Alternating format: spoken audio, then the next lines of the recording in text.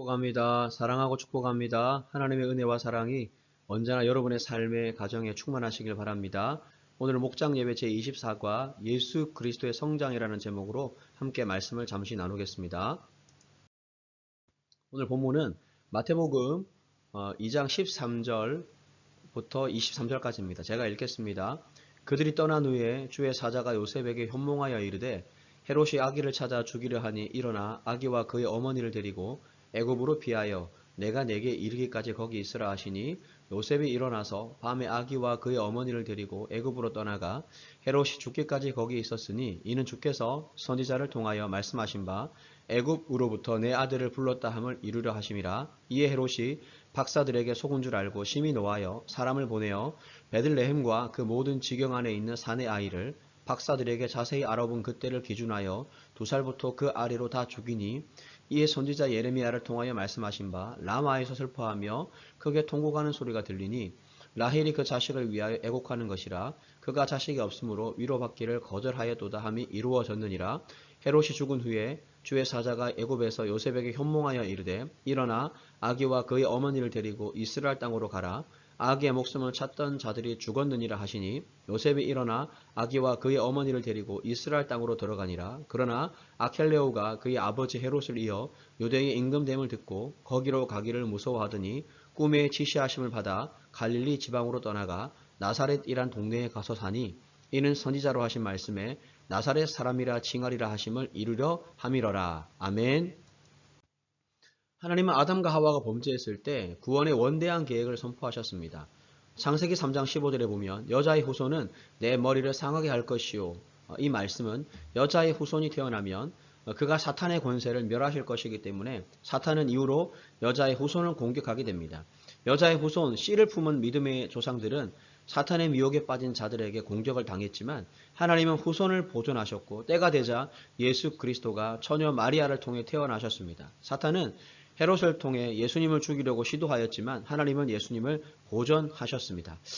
여러분 예수님이 동정녀 마리아의 몸을 통해 이 땅에 태어나신 것이 하나님의 은혜요 사랑이요 기적이죠.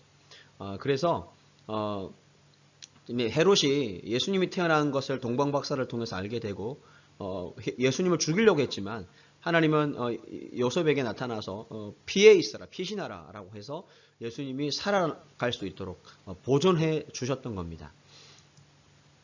오늘 본문 내용을 다시 한번 자세히 살펴보겠습니다. 말씀 속으로 1번 헤롯이 베들레헴에서 태어나는 아이들을 죽이려고 할 때 주의 사자는 요셉에게 어디로 피하라고 하였습니까? 애굽으로 피신하라고 이야기를 했죠. 하나님이 역사하셔서 죽을 수밖에 없는 상황 속에서도 피신함으로 말미암아 편안함으로 말미암아 살 수 있는 은혜를 주셨습니다. 로마 황제 아우구스투스는 골칫거리 유대인을 효과적으로 통치하기 위해서 헤롯을 왕으로 세웠습니다. 하지만 에돔 출신이었던 헤롯은 유대인의 지지를 받지 못했죠. 그럼에도 많은 유대인은 그들의 참된 왕으로 오실 메시아를 기다리고 있었습니다. 그런데 드디어 그 왕이 베들레헴에서 태어났다고 합니다. 헤롯이 그걸 들은 거예요. 이에 자신의 왕위가 걱정된 헤롯은 예수를 죽이려고 합니다. 이때 하나님은 아기 예수를 애굽으로 피신시켜서 보존해 주시는 겁니다.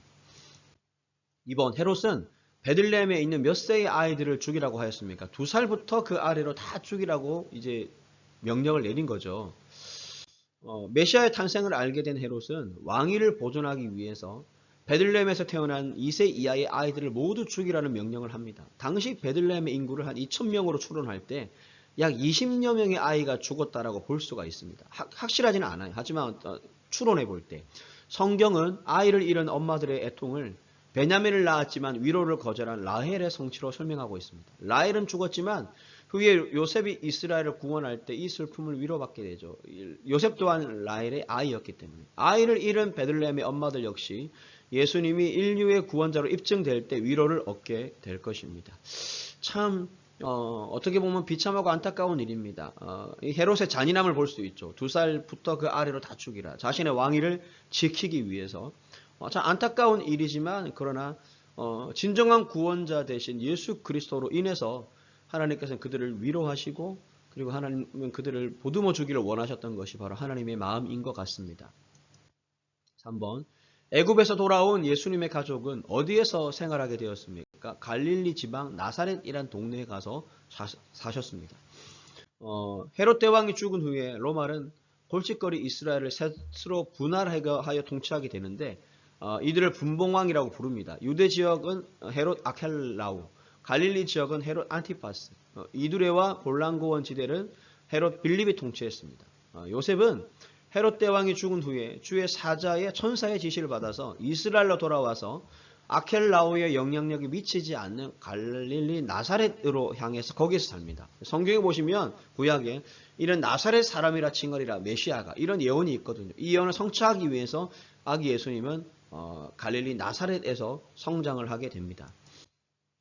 이집트의 수도 카이로에 가면 아기 예수 피난교회를 방문할 수 있습니다. 이곳은 예수님의 가족이 애굽으로 피난을 와서 한 달간 지낸 동굴 위에 지어졌다고 합니다. 이집트의 복음을 전한 자는 마가라고 전해지며 이 교회는 이집트에서 가장 잘 알려진 교회입니다. 교회 내부에는요, 예수님의 12제자를 상징하는 흰색 하강암으로 만든 대리석 기둥이 있습니다. 이 중에 다듬어지지 않은 채로 세워진 붉은색 기둥 하나는 가롯 유다를 상징한다고 해요.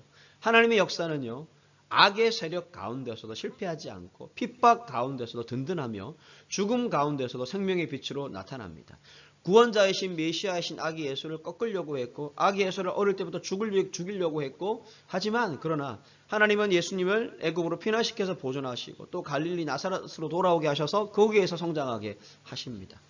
우리의 삶이 아무리 힘들고 어려울지라도 하나님은 그 가운데서도 구원의 빛을 비추어 주시고 힘든 문제와 아픔 속에 살아간다 할지라도 하나님은 그 가운데서 우리에게 피할 길을 주시고 그리고 문제보다 크신 하나님은 그 문제를 해결해 주시고 고통을 사라지게 하시며 우리의 삶에 참 평안과 축복을 주실 줄로 믿습니다. 여러분 어떠한 상황 가운데서도 그러므로 하나님을 믿는 믿음으로 살아가시기 바라고 죽음 가운데서 생명이 빛으로 나타나는 하나님의 은혜가 저와 여러분의 삶에 저와 여러분의 가정에 저와 여러분의 자녀들에게 임할 수 있기를 주님의 이름으로 축원합니다.